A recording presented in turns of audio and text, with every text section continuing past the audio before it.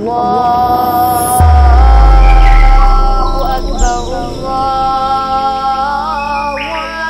أكبر. أعوذ بالله من الشيطان الرجيم. بسم الله الرحمن الرحيم.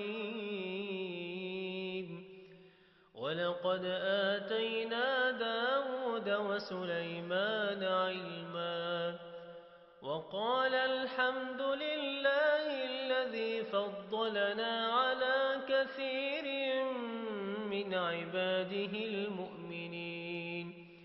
وورث سليمان داود وقال يا أيها الناس علمنا منطق الطير وأوتينا من كل شيء إن هذا لهو الفضل المبين.